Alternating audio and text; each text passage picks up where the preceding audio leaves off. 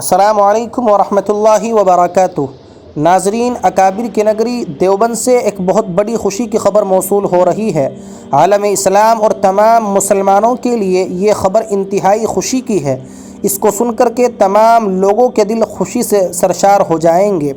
جی ہاں، مادر علمی دارالعلوم دیوبند سے اور جمعیت علماء ہند اور اکابرین دیوبند سے جو لوگ قلبی محبت رکھتے ہیں، مودت رکھتے ہیں، یقیناً ان کے لیے یہ خبر بڑی سوغات کی حیثیت رکھتی ہے۔ جیسا کہ آپ حضرات کو معلوم ہے کہ آج کل قصبہ دیوبند کے اندر جمعیت علماء ہند کے ممبر سازی کی مہم چالو ہے، تو اسی کے چلتے ہوئے آج متحیر کن یہ واقعہ سامنے آیا ہے کہ دیوبند ہی کے ایک باسی ہندوازم اور ہندو دھرم سے تعلق رکھنے والے پونیت گرگ بالا جی نے بھی جمعیت علماء ہند جیسی مسلم تنظیم کی رکنیت حاصل کی ہے۔ جمعیت علماء ہند کی جانب سے دیوبند علاقے میں ممبر سازی کی مہم چلی ہوئی ہے۔ گزشتہ روز بھی بڑی تعداد میں لوگوں نے ممبرشپ لے کر جمعیت کو مضبوط کرنے کا یقین دلایا۔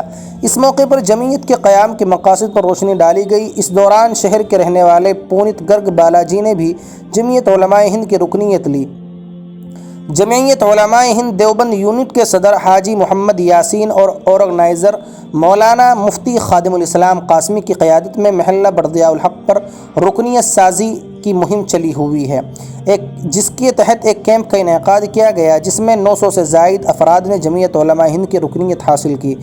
اس موقع پر مفتی خادم الاسلام قاسمی نے جمعیت کے قیام کے مقصد پر روشنی ڈالتے ہوئے کہا کہ جمعیت علماء ہند ہندوستان کی ایک ایسی تنظیم ہے جو ہر موقع پر لوگوں کو سیدھا اور سچا راستہ دکھانے کا کام کرتی ہے۔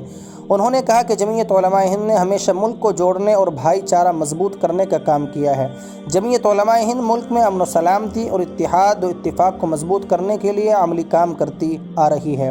جمعیت علماء ہند کے صدر محترم حضرت مولانا سید ارشد مدنی پورے ملک میں بھائی چارے، امن و سلامتی اور ہندو مسلم ایکتا کو مضبوط بنانے کے لیے مہم چلا رہے ہیں اور بلا تفریق مذہب و ملت ملک میں رہنے والوں کو فائدہ پہنچا رہے ہیں۔ اللہ تبارک و تعالیٰ اسی طرح اسلام کی حقانیت کو دوبالا فرمائے۔ آپ حضرات کا اس ویڈیو کے تعلق سے کیا خیال اور کیا تبصرہ ہے، کمنٹ باکس میں اپنا تبصرہ ضرور پیش کریں۔ والسلام علیکم ورحمۃ اللہ وبرکاتہ۔